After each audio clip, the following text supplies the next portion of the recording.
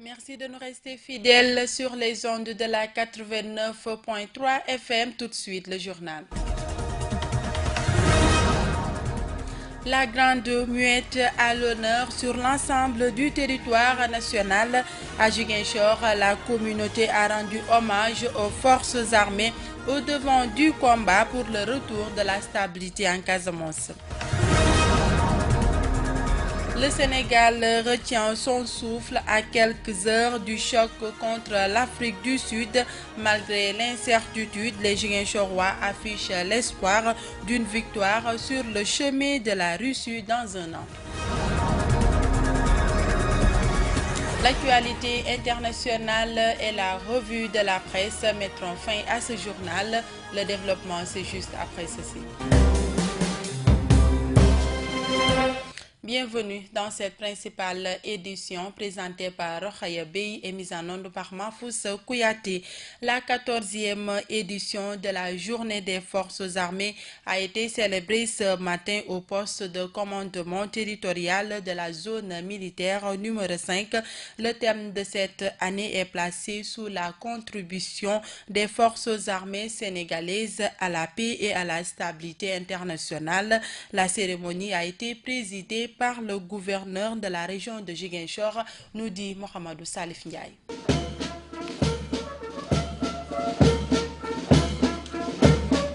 C'est dans la pure tradition militaire que les différents corps opérant dans la zone militaire numéro 5 ont célébré la journée des forces armées. La cérémonie a été présidée par le gouverneur de la région de Ziguinchor. La célébration de la journée des forces armées ce vendredi 10 novembre 2017 fait partie des événements les plus importants de l'agenda de la République du Sénégal. Elle me donne aujourd'hui l'occasion de magnifier la contribution remarquable des forces armées sénégalaises dans le rayonnement de notre pays. Au-delà du rituel et de la symbolique, ce temps fort de la vie des armées conforte les traditions et les relations de confiance, d'estime et d'admiration réciproque entre les forces armées et la nation. Quant au colonel commandant la zone militaire numéro 5, il a réitéré tout l'engagement des forces de défense et de sécurité à œuvrer pour la paix et la stabilité internationale. Notre politique de défense repose sur la solidarité des actions des forces de défense et de sécurité. Il s'inscrit dans le cadre de la consolidation de nos rapports de bon voisinage, contribuant ainsi à renforcer la paix et à créer un climat de confiance mutuelle. Les multiples exercices menés par les armées avec les pays frontaliers et les partenaires stratégiques, ainsi que la coopération étroite entre nos unités basées le long de la frontière avec celles des pays voisins, lors d'opérations bi- et trilatérales, en constitue une parfaite illustration. Ceci ne saurait occulter, monsieur le gouverneur, le déploiement actuel de nos troupes au sein d'organisations internationales qui contribuent à l'endiguement des menaces au plus loin. Le thème de cette 14e édition est la contribution des forces armées sénégalaises à la paix et à la sécurité internationale. Pour rappel, depuis 1960, plus de 50 000 militaires sénégalais ont participé à des opérations extérieures sous la bannière des Nations Unies, de l'Union africaine et de la CEDEAO. C'est cet engagement qui a fait de notre pays le 7e contributeur de troupes au sein de l'ONU. Politique à présent, les partisans de Benoît Sambou reprennent goût à la vie politique. La nomination du chargé des élections de l'APR a sorti ces derniers de l'inaction et de l'indignation dans lesquelles ils étaient plongés depuis le dernier remaniement ministériel. Boubacar Gassama, responsable politique de l'APR à Ziguinchor, que nous écoutons au micro de Papo Mané. C'est un sentiment de satisfaction. Un gros mot de remerciement au président Macky Sall, et c'est ça qu'on attendait du président Macky Sall. Parce qu'on sait que la victoire était dédiée à Benoît Sambou. Benoît que tous Ziguinchor l'a vu ici, comme je l'avais dit tantôt, en pré-campagne, en campagne et après campagne, que la victoire, c'était sa victoire. Et on attendait ça. Il est le bienvenu, il est venu à l'heure. Et vraiment, merci beaucoup pour le président de la République. Vous savez, ce mercredi-là était différent du lundi noir passé. Ce mercredi-là était un mercredi de gaieté, vraiment un mercredi de contentement, de satisfaction. Tout le monde était content, tout le monde était satisfait. Nous avons reçu des coups de fil jusqu'à 2h, 3h du matin. Nos portables étaient vraiment plats par rapport aux militants, de tout horizon, de tout bord. Ils nous appelaient vraiment pour magnifier vraiment le fait que Benoît devient aujourd'hui un président.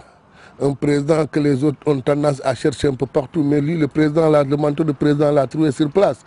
Donc vraiment, notre souci maintenant, c'est réglé.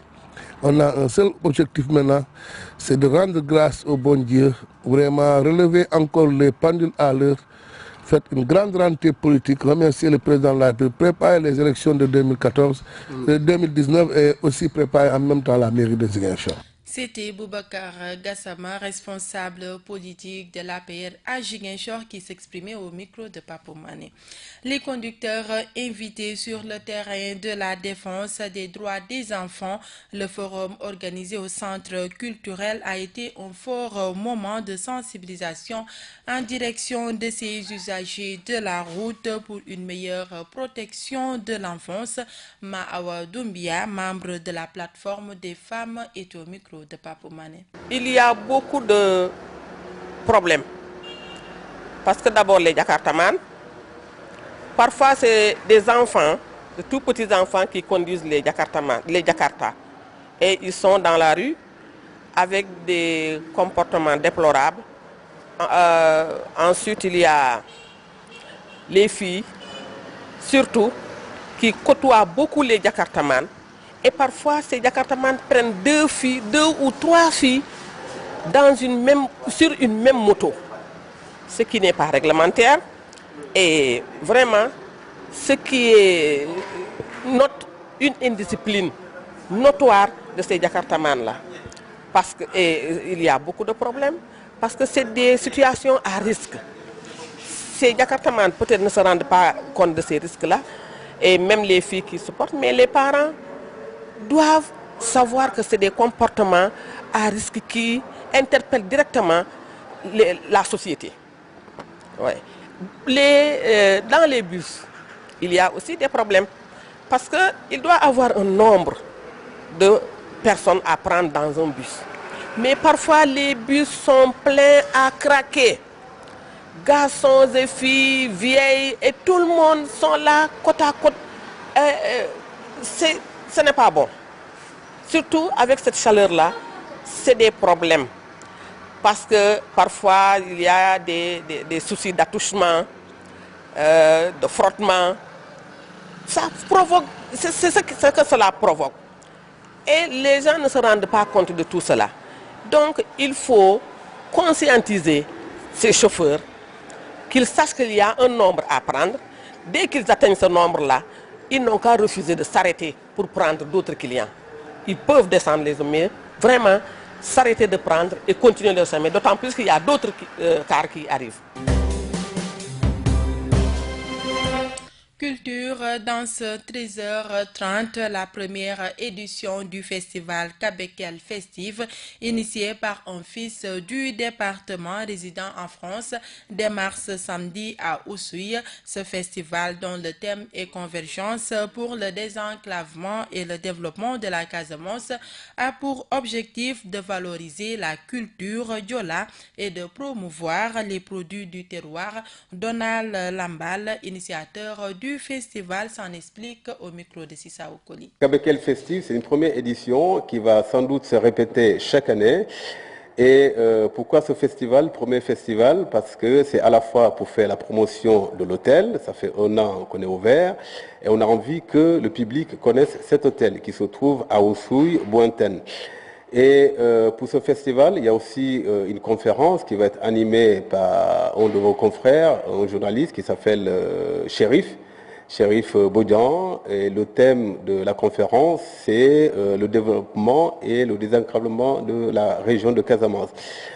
Alors, ce festival porte aussi sur la promotion de la culture diola et la valorisation des produits du terroir. Alors, les produits du terroir, ça veut dire que les gens, les exposants, ils viennent exposer tout ce qu'ils ont chez eux, comme les gens qui font le batik, la noix de cajou, la poterie, ainsi de suite. C'était Donald Lambal, initiateur du festival Kabekel Festive, qui s'exprimait au micro de Sissao Koli. Il sera d'ailleurs l'invité de ce 13h30.